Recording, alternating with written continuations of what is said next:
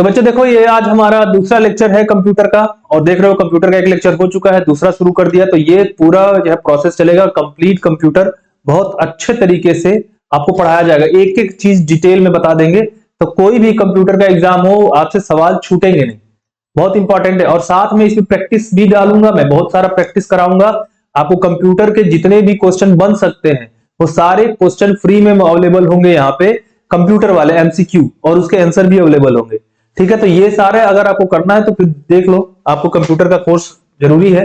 और जो बच्चे ले लिए हैं उनके लिए तो समझो कि ये रामबाण हो गया आपके लिए। तो बच्चों चलो, आज हम लोग का जो बात करना है ये है कंप्यूटर के जो प्रकार होते हैं, वो कंप्यूटर के कितने प्रकार होते हैं। तो अलग अलग मानवताओं के आधार पर बच्चों कंप्यूटर के प्रकार डिसाइड किए जाते हैं, ठीक है ना। तो देखो, दो चीजों में इसको हम वर्गीकृत करेंगे। एक तो जो डेटा प्रबंधन की क्षमता होती है उसके आधार पे, और उसके आकार के आधार पे इसको जो है वर्गीकृत किया जाएगा। एक तो यानी कि डेटा का प्रबंधन कैसे करता है, मैंने बताया था ना कल आप लोगों को, या लास्ट क्लास में आप लोगों को बताया था कि क्या करते हैं कि कंप्यूटर बेसिकली क्या करता है कि जो अनऑर्गेनाइज्ड डेटा होता है उनको इंफॉर्मेशन में परिवर्तित करता है, सूचनाओं में परिवर्तित कर देता है। यानी कि जो अव्यवस्थित जो डेटा होता है उसको व्यवस्थित करने का काम करता है। तो जो डेटा प्रबंधन की क्षमता के आधार पर और आकार के आधार पर दो भागों में हम बांट सकते हैं। सबसे पहले हम देखेंगे कि डेटा प्रबंधन क्षमताओं के आधार पर कंप्यूटर कितने प्रकार के होंगे। तो डेटा प्रबंधन के आधार पर तीन प्रकार के होते हैं। कितने प्रकार के? तीन प्रकार के, है ना। अब इसमें क्या होता है, एक प्रकार होता है जैसे एनालॉग टाइप का, आपने सुना होगा ना कि एनालॉग घड़ी, जिसमें वो सुई ऐसे खट खट खट खट खट चलती रहती है, वो क्या है, एनालॉग घड़ी टाइप का है, तो उसे एनालॉग हो गया वो। एक होता है डिजिटल, जैसे स्मार्ट वॉच, ये तो ये क्या डिजिटल है, डिजिटली ये चलता है। और एक होता है हाइब्रिड, जिसमें एनालॉग भी हो और साथ में क्या हाइब्रिड भी हो। तो कंप्यूटर भी इसी तरीके से तीन प्रकार का कंप्यूटर होता है बच्चों। चलो देखते हैं कौन कौन सा हो गया। सबसे पहले हम बात करते हैं एनालॉग कंप्यूटर। एनालॉग कंप्यूटर, तो देखो वह कंप्यूटर जिसमें द्वारा भौतिक राशियों, जैसे आप लोग नापते हैं ना, जैसे तापमान, दाब, गति, लंबाई, चौड़ाई आदि को मापा जाता है, ये क्या होता है आपके एनालॉग कंप्यूटर के द्वारा नापा जाता है। सामान्यतः जैसे तापमान हो गया, तो कई बार आप देखते हैं कि तापमान नापने के लिए ऐसे डिवाइस होते हैं कि टेम्परेचर बढ़ा तो ऐसे खट से आगे बढ़ जाता है, तो ये क्या है, एनालॉग टाइप का है। दाब नापना है, दाब नापते हैं, जैसे आप देखो आपके शरीर के अंदर जो है कई बार आप जब रक्तचाप अपना नपवाने जाते हैं तो एनालॉग टाइप से उसको जो है नापते हैं। तो ये दाब, गति, लंबाई, चौड़ाई आदि को मापा जाता है, उसे एनालॉग कंप्यूटर कहते हैं, है ना। तो इसमें क्या होता है कि इस कंप्यूटर में डाटा का जो निरूपण होता है वो लगातार परिवर्तित होने वाली राशियों के रूप में होता है। क्या होता है इसमें, जो डाटा जो होता है उसका निरूपण जो होता है वो बराबर परिवर्तित होता रहता है। ऐसे जगहों पे हम लोग एनालॉग कंप्यूटर का यूज करते हैं। और खास करके जो हॉस्पिटल होते हैं, देखो टेम्परेचर नापना, दाब नापना, ये सब कहां पे ज्यादा काम होता है, ये हॉस्पिटल्स वगैरह में होता है। हृदय की धड़कन वगैरह नापना तो इस्तेमाल किया जाता है कहां पे, हॉस्पिटल में। जैसे कि थर्मोमीटर हो गया आपका। पेट्रोल पंप पर अगर आप देखो तो पेट्रोल पंप में भी अब तो डिजिटल भी आने लगा है, लेकिन कई बार वहां पे नापते हैं कि पेट्रोल पंप में इस्तेमाल किए जाने वाला जो ऑटो गैसोलीन पंप होता है, ऑटो गैसोलीन पंप कई बार देखते हैं ना।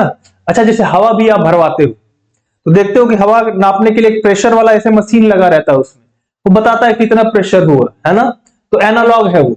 तो ये आपका ऑटो गैसोलीन पंप हो गया। कार में इस्तेमाल किए जाने वाला गति मापक जो होता है, कितने गति से, ऐसे जैसे अब तो डिजिटल भी आने लगा है ना, यानी कि हाइब्रिड टाइप का आने लगा है, जिसमें आपको डिजिटल भी दिखाता है हाइब्रिड मोड से।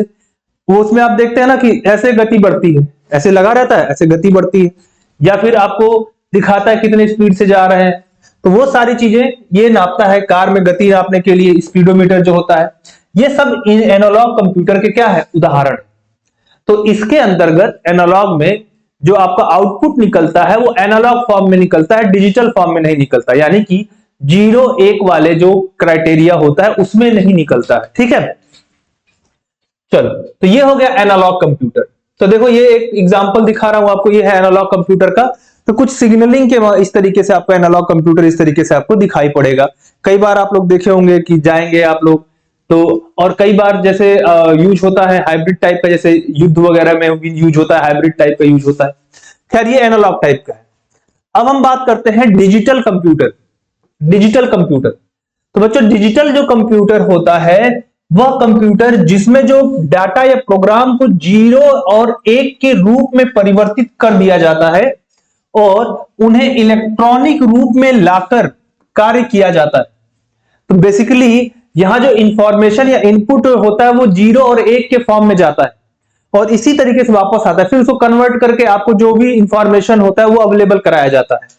तो यहां पे डाटा या प्रोग्राम को 0 या 1 के रूप में परिवर्तित कर दिया जाता है, उसको क्या बोलते हैं, डिजिटल कंप्यूटर कहते हैं। ठीक है ना। और डिजिटल कंप्यूटर का विकास जो है कहां पे हुआ है, यूएसए में हुआ है, ये याद रखना, संयुक्त राज्य अमेरिका में हुआ है। ठीक है ना। और इसमें 0 और 1 के रूप में डेटा का क्या होता है, निरूपण होता है। जो प्रोसेसिंग होती है वो किस फॉर्म में होती है, 0 और 1 के फॉर्म में होती है। एनालॉग में ऐसा नहीं होता है। ठीक है। इस तरीके के कंप्यूटर में माइक्रो प्रोसेसर का उपयोग किया जाता है। किसका भी उपयोग करते हैं, माइक्रो प्रोसेसर का, जो 1 सेकेंड में लाखों निर्देशों की गणना करने और क्रियान्वयन करने में क्या होता है, सक्षम होता है। तो देखो एनालॉग वाला समझ लो कि जैसे घड़ी होती है ना, एनालॉग घड़ी, डिजिटल घड़ी, उसी से दिमाग में बैठा लेना। ठीक है ना, कि जो आपको एनालॉग तरीके से दिखाई दे, डिजिटली नहीं होगा, 0-1 के फॉर्म में नहीं है, वो किस फॉर्म में है, एनालॉग के फॉर्म में। और जो 0-1 के फॉर्म में, जैसे ये घड़ी है, स्मार्ट वॉच है, तो क्या डिजिटल टाइप का है। बात समझ में आया। जबकि जो लोग दूसरी घड़ियां पहनते हैं, जैसे शादी वादी में ज्यादातर, आज तो स्मार्ट वॉच भी मिलने लगा, पहले तो वही मिलता था, एनालॉग टाइप का घड़ी मिलता था। तो उसी से याद रखना। या आपके बाइक रखे होगे तो बाइक में जो स्पीडोमीटर में जो ऐसे सुई ऐसे ऊपर जाती है ना, वो वाला क्या है, ये आपका एनालॉग है। लेकिन अब तो कई जगह पे डिजिटल आने लगा है ना। तो ये सब है आपका। ठीक, आगे बात करते हैं बच्चों। तो ये देखो, ये है आपका डिजिटल कंप्यूटर, या लैपटॉप आप यूज करते हो, वो क्या है आपका डिजिटल कंप्यूटर का फॉर्म है। अब हम थोड़ा सा बात करते हैं कि हाइब्रिड कंप्यूटर क्या होता है। हाइब्रिड कंप्यूटर तीसरा टाइप का। तो हाइब्रिड कंप्यूटर एनालॉग और डिजिटल कंप्यूटर का क्या होता है, कॉम्बिनेशन होता है बच्चों। ठीक है ना। इसमें क्या है कि देखो, इनपुट आउटपुट जो होता है वो तो एनालॉग फॉर्म में सामान्यतः होता है, लेकिन जो गणनाएं की जाती हैं इसके अंदर वो डिजिटल फॉर्म में होता है। इसमें गणना के लिए डिजिटल रूप का उपयोग किया जाता है, जबकि इनपुट तथा आउटपुट में एनालॉग सिग्नलों का उपयोग किया जाता है। तो आउटपुट इनपुट में एनालॉग सिग्नल आपको मिलेगा, कि इनपुट दोगे एनालॉग फॉर्म में दोगे, जो प्रोसेसिंग होगी उसकी डेटा की वो डिजिटल होगी, और बाकी आउटपुट क्या होगा, वो आपका भी एनालॉग होगा। इस तरह के कंप्यूटर का उपयोग वहां किया जाता है जहां डिजिटल और एनालॉग दोनों की गणना करने की आवश्यकता साथ साथ में पड़ती है। और इसमें जैसे अस्पतालों में होती है ना, अस्पतालों में बहुत सारे हाइब्रिड कंप्यूटर का उपयोग किया जाता है। रक्षा क्षेत्र में मैंने आपको बताया, जैसे कि आपका देखा होगा आप लोगों ने, मूवीज वगैरह में दिखाता है कई बार कि ऐसे सिग्नलिंग वहां पे डिटेक्ट होती रहती है, खास करके जो आपका राडार वगैरह यूज होता है, उन सब चीजों में आपका इसका उपयोग किया जाता है हाइब्रिड कंप्यूटर का। विज्ञान इत्यादि क्षेत्रों में हाइब्रिड कंप्यूटर का क्या करते हैं, प्रयोग किया जाता है। ठीक है ना। अब एग्जांपल देख लो, ईसीजी मशीन नापते हैं ना भाई, ईसीजी मशीन, तो ये क्या है आपका एनालॉग, जाता है डिजिटली फॉर्म में, उसको चेक करते हैं, फिर एनालॉग फॉर्म में आपको मिलता है। तो ईसीजी हाइब्रिड कंप्यूटर का एक क्या है, एक उदाहरण है, बहुत अच्छा उदाहरण है ईसीजी। तो इस तरीके से याद रखना है, आपको उदाहरण के साथ पूछा जाएगा कि इसमें से कौन सा एनालॉग टाइप का है, कौन सा इसमें से आपका डिजिटल टाइप का कंप्यूटर है, और कौन सा हाइब्रिड कंप्यूटर है, तो याद रखना है। ठीक है, चलो आगे बढ़ते हैं बच्चों। तो ये कुछ एग्जांपल है हाइब्रिड कंप्यूटर का, आगे बढ़ते हैं बच्चों इसमें। ठीक है, डिवाइस के आकार एक तो हमने पढ़ लिया है ना, कि उनके जो प्रोसेसिंग होती है उसके आधार पे कैसा होगा, डेटा प्रोसेसिंग के आधार पे। अब हम बात करते हैं डिवाइस के आकार के आधार पर भी कंप्यूटर को हम लोग बांट सकते हैं, और इस तरीके से साइज के हिसाब से सामान्यतः इसे 5 प्रकार में बांट दिया गया है। कितने प्रकार में, 5। सबसे पहले हम बात करते हैं, एक कहा जाता है सुपर कंप्यूटर, नाम सुना होगा ना आपने, है ना, सुपर कंप्यूटर। तो बहुत सारे भारत के अंदर भी है, यूएसए में सबसे तीव्र गति वाला कंप्यूटर सुपर कंप्यूटर है मौजूदा समय में। तो वो सब पढ़ाऊंगा कि क्या भारत में सबसे तीव्र गति है, यूएसए में दूसरे नंबर पे जापान वाला है, तीसरे नंबर में चाइना पे है, तो कौन कौन सा है वो पढ़ाऊंगा, बताऊंगा। सुपर कंप्यूटर की हम बात करें तो देखो ये कंप्यूटर का प्रोसेसर जो होता है बच्चे अन्य कंप्यूटर की तुलना में बहुत बड़ा होता है, सबसे बड़ा होता है, ठीक है ना। और इसकी जो प्रोसेसिंग क्षमता होती है ये दूसरे डिवाइसों की तुलना में बहुत अधिक होता है। अब ये जो सुपर कंप्यूटर कोई छोटा ना, बहुत बड़े बड़े होते हैं भाई, है ना, घर भर के होता है पूरा सुपर कंप्यूटर, इतना बड़ा बड़ा होता है। तो इसका जो प्रोसेसिंग डिवाइस जो होती है काफी बड़ी होती है, सुपर कंप्यूटर कहलाता है ये, यानी कि इसकी जो प्रोसेसिंग क्षमता भी होती है ना बहुत ज्यादा होती है, टेरा प्लस में आप तो आजकल चलने लगा है, ठीक है। और यह मल्टी, ये इंपॉर्टेंट है याद रखना, ये मल्टी यूजर है। कैसा है ये? यह मल्टी यूजर है। दूसरा, सबसे तेज गणना करने वाला डिवाइस है सुपर कंप्यूटर, सबसे तेज गणना करता है और जिसका उपयोग आमतौर पर गणना के उद्देश्य के लिए किया जाता है। और खास करके इसका उपयोग कई जगह पे, खास करके इसका रिसर्च वगैरह में ज्यादा उपयोग होता है, लाइक न्यूक्लियर साइंस में उपयोग कर डालेंगे, या आपके बायोलॉजी के अंदर कुछ रिसर्च चल रहा है उसमें कर डालेंगे इसका यूज, लेबोरेटरीज वगैरह में बड़ी बड़ी जो होती है वहां पे साइंटिफिक डेवलपमेंट में इसका ज्यादा यूज होता है। शायद मौसम की गणना करनी हो तो उसमें जहां पे हैवी डेटा की प्रोसेसिंग की जरूरत पड़ती है वहां पे ये सुपर कंप्यूटर को क्या किया जाता है बच्चों, यूज किया जाता है, ठीक है। चलो तो ये देखो आप सुपर कंप्यूटर देख रहे हो, ये पूरा एक घर है और उसके अंदर ये सारे जो है बहुत सारे प्रोसेसर लगे हुए हैं एक साथ में, ढेर सारे, और यही क्या है आपका सुपर कंप्यूटर है। आईबीएम के द्वारा देखो ये ब्लू जेन बनाया गया है, तो ये आईबीएम के द्वारा बनाया गया ये सुपर कंप्यूटर कितना बड़ा सा दिखाई पड़ रहा है, पूरा घर भर के पूरा दिखाई पड़ा, यहां से लेके वहां तक, इधर तक कोई उसमें कुछ काम कर रहा है, तो ये सुपर कंप्यूटर हो गया। अब हम बात करते हैं सुपर कंप्यूटर के और लक्षणों में। तो देखो सुपर कंप्यूटर में सामान्यतः जो 64 बिट माइक्रो प्रोसेसर होता है उसका उपयोग किया जाता है। और 1964 में अमेरिका की इलेक्ट्रिकल इंजीनियरिंग सिमोर क्रे, क्या नाम है कंपनी का, इलेक्ट्रिकल इंजीनियर सिमोर क्रे, इसको बोलते हैं सिमोर क्रे, इन्होंने दुनिया का पहला सुपर कंप्यूटर बनाया, ठीक है ना। कंप्यूटर क्या नाम क्या है, सीडीसी 6600 सीडीसी 600 विकसित किया। लेकिन देखो ये विकसित तो किया गया, बात समझ में आया, और लेकिन व्यवसायिक रूप से इसका उपयोग नहीं किया गया था, विकसित किया गया था सबसे पहले ये कौन सा, सीडीसी 6600। लेकिन जो व्यावसायिक रूप से सुपर कंप्यूटर प्रयोग किया गया था वो था क्रे-1। कौन सा, क्रे-1। क्रे-1 1976 में विकसित किया गया और ये पहला सुपर कंप्यूटर था जिसको व्यवसायिक रूप से प्रयोग किया। दोनों में अंतर समझ लेना, डेवलपमेंट सीडीसी 6600 का है सबसे पहले, है ना, और बाद में जब व्यवसायिक रूप से जिसका प्रयोग किया गया वो था क्रे-1 1976 में। आगे बढ़ते हैं बच्चों। तो अगर देखा जाए तो सुपर कंप्यूटर के क्षेत्र में सर्वाधिक योगदान के लिए जो आपका सिमोर क्रे है, ठीक है ना, को सुपर कंप्यूटर का क्या कहा जाता है, जन्मदाता कहा जाता है, क्योंकि इन्होंने ही योगदान दिया। तो यहां पर देखो ये सारे दोनों है, इन्हीं का योगदान है, ठीक है ना, सिमोर क्रे का, ठीक है। तो सिमोर क्रे को क्या कहा जाता है, सुपर कंप्यूटर का जन्मदाता कहा जाता है, याद रहेगा। ये भी जैसे आपने चार्ल्स बेबेज को सुना कि आधुनिक कंप्यूटर का जन्मदाता है, तो वैसे ही जो सुपर कंप्यूटर के जन्मदाता है कौन है, वो सिमोर क्रे, ठीक है। वर्तमान में संयुक्त राज्य अमेरिका के पास दुनिया का सबसे ज्यादा तेज चलने वाला सुपर कंप्यूटर है, ठीक है ना। तो देखो अगर हम बात करें तो किसी सुपर, देखो इसके पहले जापान के पास था, फिर चाइना के पास भी था, लेकिन मौजूदा समय में यूएसए के पास है। और अगर किसी सुपर कंप्यूटर की क्षमता का आकलन करना हो तो उसकी गणना करने की जो गति होती है उस गति से हम उसको निर्धारित करते हैं कि वो कितना तेज गति से गणना क्या कर सकता है, उसके हिसाब से लगाया जाता है, ठीक है ना। तो इसको देखो किसमें नापते हैं, इसको गीगा फ्लॉप, टेरा फ्लॉप, पेटा फ्लॉप, इस तरीके की जो आपकी गीगा फ्लॉप, टेरा फ्लॉप, पेटा फ्लॉप जैसी ये जो यूनिट है, इस यूनिट में इनका उपयोग किया जाता है कि इसमें कितनी तेज चल सकती है इस यूनिट के हिसाब से। तो जो सबसे तेज वाली होगी उसको माना जाएगा सबसे अच्छा सबसे तेज सुपर कंप्यूटर। सुपर कंप्यूटर का उपयोग देखो कहां होता है, मौसम का पूर्वानुमान लगाने में, वैज्ञानिक अनुसंधानों में, खुफिया जानकारी इकट्ठा करना है, खुफिया एजेंसीज के द्वारा उनका विश्लेषण करना है, डेटा की माइनिंग करना है, वो भी बहुत बड़े बड़े डेटा की माइनिंग करना है।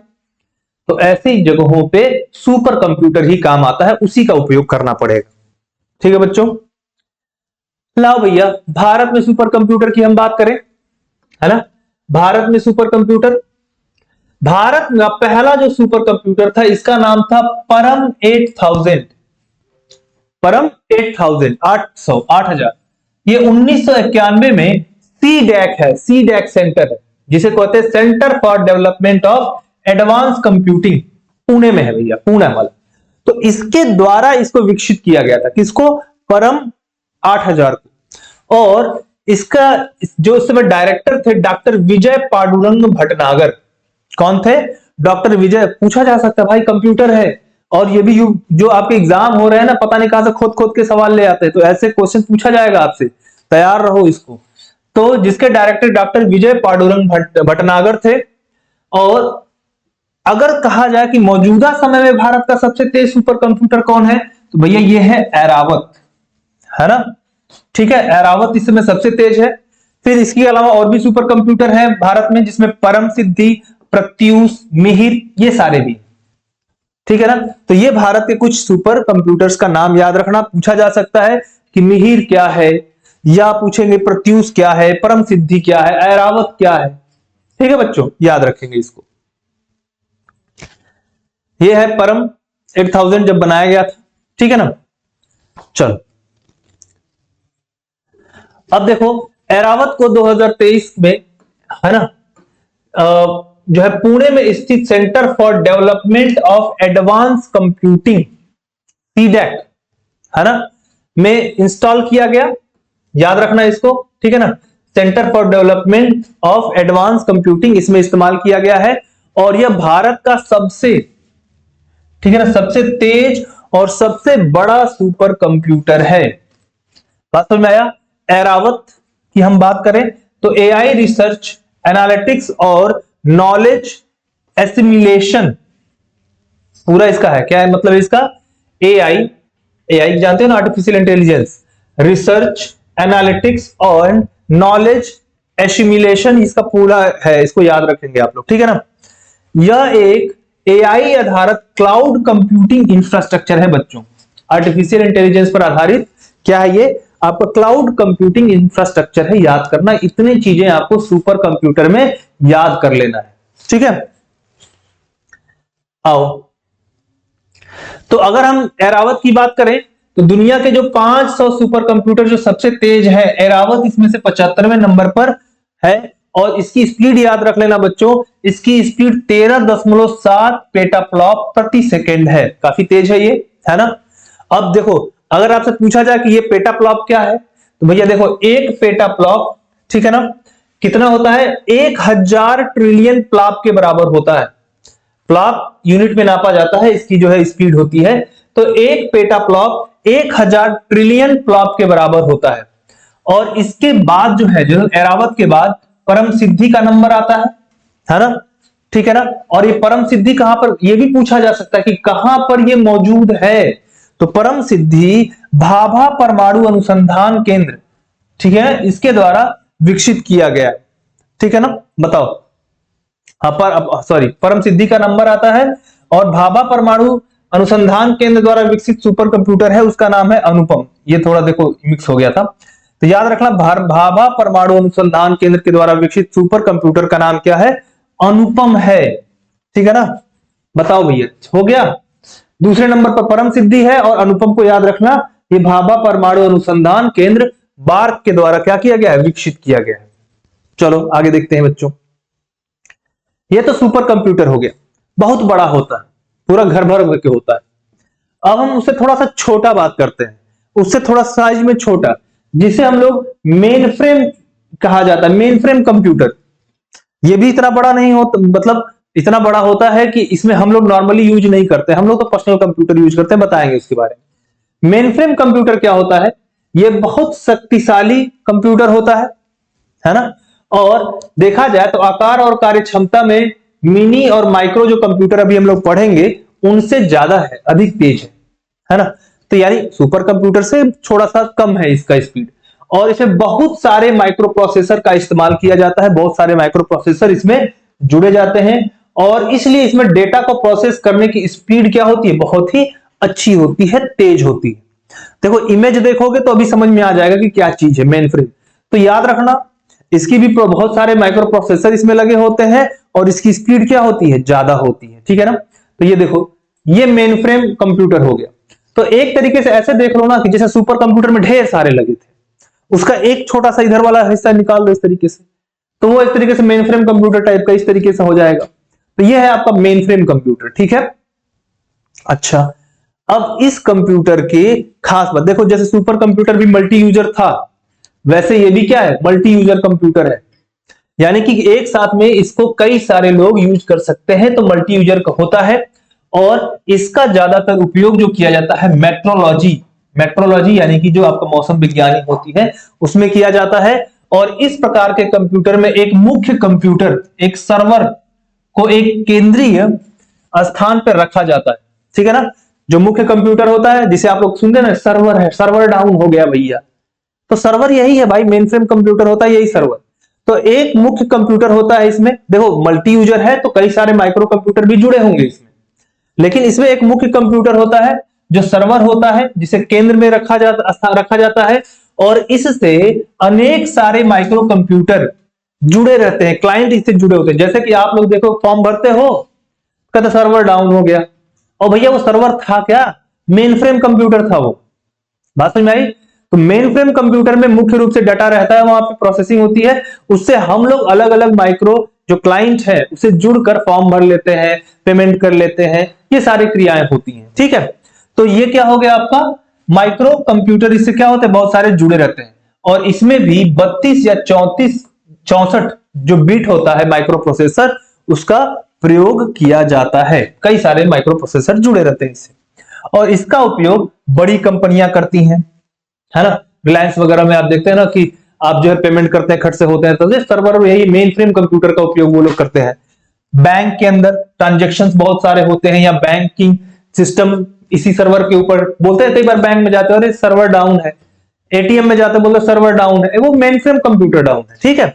रेलवे आरक्षण इसी के थ्रू होता है सर्वर, वहां पे भी सुना होगा।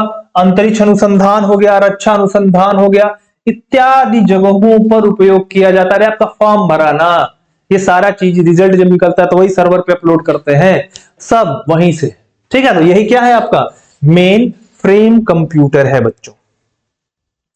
इसके बाद आ जाता है मिनी कंप्यूटर, है ना। मिनी कंप्यूटर क्या होता है, ये कंप्यूटर में एक प्रोसेसर होता है, छोटा होता है ना, लेकिन जो इसके बाद वाला कंप्यूटर है उससे तो बड़ा होता है, फिर भी ये मतलब समझो सुपर कंप्यूटर बहुत बड़ा, फिर उसे थोड़ा छोटा कर दिया और थोड़ा छोटा किया तो क्या मिल गया हमको, मिनी कंप्यूटर मिला। अब इस कंप्यूटर ये भी मल्टी यूजर होता है बच्चों, कैसा होता है, मल्टी यूजर होता है। तो इसमें यूजर एक ही समय में अनेक प्रोग्राम क्या कर सकता है, चला सकता है, ठीक है ना। तो अगर मिनी कंप्यूटर सुपर कंप्यूटर से छोटे और कम शक्तिशाली होते हैं, लेकिन पर्सनल या माइक्रो कंप्यूटर जो होते हैं उनसे क्या होते हैं, अधिक बीच वाला है भाई। देखो सुपर कंप्यूटर से कम शक्तिशाली है, मेन फ्रेम से कम शक्तिशाली है, लेकिन जो आपके माइक्रो कंप्यूटर है उससे क्या है, ये उससे ज्यादा शक्तिशाली है, ठीक है ना, याद रखना है, ठीक है। चलो अब हम इसमें बात करते हैं, देखो कुछ इस प्रकार से दिखाइए। और इसका उपयोग, ये जो मिनी कंप्यूटर का उपयोग होता है, मुख्य रूप से जो व्यवसायिक कंपनियां होती हैं उन कंपनियों में इसका उपयोग होता है। अरे ऐसा कभी पर्सनल कंप्यूटर यूज किया नहीं ना भाई, इस तरीके का कंप्यूटर कहां पे आता है, ज्यादातर व्यवसायिक कंपनियों में इसका यूज किया जाता है, जहां पे हैवी डेटा वहां पर भी प्रोसेसिंग की जाती है, नॉर्मल हमारे से ज्यादा डेटा। खास करके आप लोग जो ट्रेडिंग वगैरह करते हैं इसमें, जो शेयर मार्केट वगैरह में, वो इस तरीके की चीजों का यूज करते हैं। तो बच्चों देखो, यह व्यावसायिक अनुप्रयोगों और सेवाओं के लिए डिजाइन किया गया एक छोटा कंप्यूटर है, और यह time sharing, batch processing, online processing आदि भी क्या है कर सकता है, एक साथ में बहुत सारी चीजें ये कर सकता है। मल्टीटास्किंग कंप्यूटर है ये। और इसमें सामान्यतः इसमें 16-32 बिट, आजकल जो है 64 का भी माइक्रो प्रोसेसर का क्या करते हैं, उपयोग किया जाता है। और उदाहरण है कुछ इसका, AS400 कंप्यूटर, है ना, या मोटोरोला का ये जो आपका 68040 कंप्यूटर है, या MV1500 जो है, ये इत्यादि एग्जाम्पल है यहाँ पे किसके, मिनी कंप्यूटर के एग्जाम्पल्स। ठीक है, ज्यादातर व्यवसायिक चीजों पे यूज किया जाता है बच्चों। अब हम आ जाते हैं चौथे नंबर पे, जिसको माइक्रो कंप्यूटर कहा जाता है। अब यही चीज है जो आपके हाथ में है, यानी लैपटॉप, पीसी।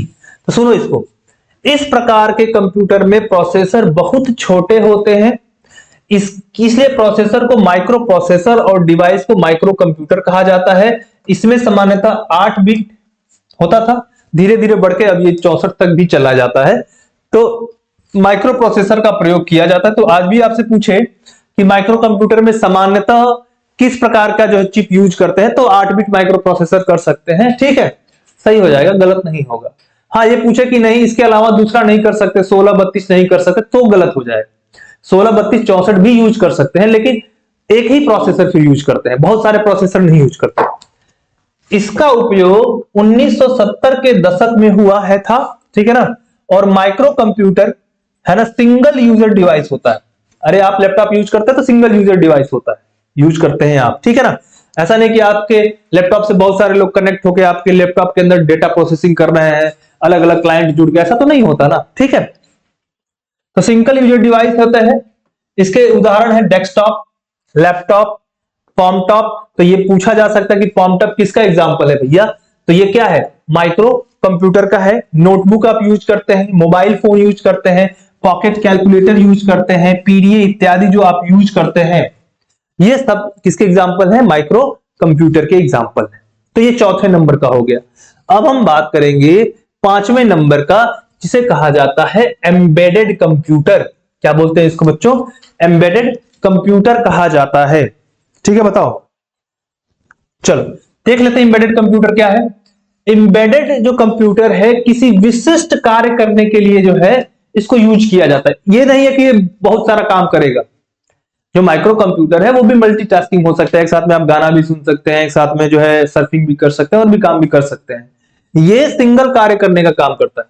या जैसे किसी इलेक्ट्रिकल या मैकेनिकल जो उपकरण से क्या होता है, जोड़ दिया जाता है इसको, और वह उपकरण कार्यों को स्वचालित रूप से पूरा कर सकता है। जैसे बहुत सारा होता है, जैसे उदाहरण के लिए फायर अलार्म सिस्टम है, इसमें चिप जुड़ा हुआ है। उसका काम यही है कि वो फायर डिटेक्ट करेगा कि फायर कब है, धुआं ज्यादा उड़ रहा है, तो उसको डिटेक्ट करके अलार्म बज देगा। ये क्या है, एक एम्बेडेड सिस्टम है ना, जो केवल धुएं को ही क्या करेगा, वो सेंस करता है। इसी तरीके से एम्बेडेड कंप्यूटर जो वो होते हैं, जिसमें जैसे आप जो है किसी एक मैकेनिकल काम के लिए वॉशिंग मशीन जोड़ दिया आपने, तो उसमें जोड़ दिया गया, आपने उसको इनपुट कर दिया, अब वो क्या करेगा, वो धुलेगा ही उसको, घुमाएगा ही उसको, ठीक है ना। और दूसरा कुछ काम वो नहीं करे, मल्टीटास्किंग नहीं, वो एक ही काम करेगा, उसको घुमा घुमा के अपना साफ करने का काम करेगा। तो इस तरीके से एम्बेडेड कंप्यूटर होते हैं जो क्या करते हैं, किसी विशिष्ट कार्य को करने के लिए होते हैं, है ना। और इलेक्ट्रॉनिक या मैकेनिकल डिवाइस से क्या होते हैं, ये जुड़े होते हैं बच्चे, ठीक है। चलो ये देखो, है ना। तो ये क्या है, एम्बेडेड कंप्यूटर टाइप का है। ये जो काम करना है, चिप है या इस तरीके की चीजें जोड़ दी जाती हैं जो एक काम करने, जैसे आपके घर के अंदर यूज करते हैं आप लोग, पहले आता था यूज करने के लिए मॉनिटर, या फिर आप जैसे टीवी चलाने के लिए वो यूज करते हो आप लोग, वो सारी चीजें इसके अंतर्गत आ जाती हैं, ठीक है। चलो एक चीज और जान लो, यह सिस्टम सॉफ्टवेयर या हार्डवेयर का एक क्या होता है, कॉम्बिनेशन होता है, और एक माइक्रो कंट्रोलर आधारित सिस्टम होता है। इसे बड़े स्तर के सिस्टम में रियल टाइम ऑपरेटिंग सिस्टम का उपयोग किया जाता है, ठीक। एम्बेडेड सिस्टम का उपयोग कार, जीपीएस स्मार्ट घड़ी जो होती है उसमें, ऑटोमेटेड वॉशिंग मशीन जो भी मैंने बताया आपको, साथ में ये डिजिटल कैमरा जो होते हैं इसमें इसका उपयोग किया है। डिजिटल कैमरा में क्या, फोटो खींच मेरी फोटो। इसी अलावा video game console, DVD players, printer वगैरह जो होता है ना, इन सब में इस तरीके का यूज किया जाता है। बताओ भैया, समझ में आया। वॉशिंग मशीन, आपका फ्रिज, रेफ्रिजरेटर वगैरह हो गया, इस सब जगहों पे जो होता है, जो सिंगल कार्य के लिए होता है, ये एम्बेडेड कंप्यूटर का उपयोग किया जाता है। तो ये हमारा लेक्चर 2 है। तो होप आपको पसंद आया होगा। तो बच्चों ये कोर्स अवेलेबल है, आप लोग इसको ले सकते हैं। और ऐसे ही सारी डिटेल में सभी क्लासेस चलेंगी विथ इमेज। आपको एक एक चीज दिखा के बताऊंगा ताकि आपको सारी चीजें क्या हो समझ में आए। केवल रटने से नहीं, एग्जाम में अगर घुमा दिया तो समझ है तो सही कर ले जाओगे, नहीं तो गलती हो जाएगी। ठीक है, थैंक यू सो मच। जय हिंद, जय भारत।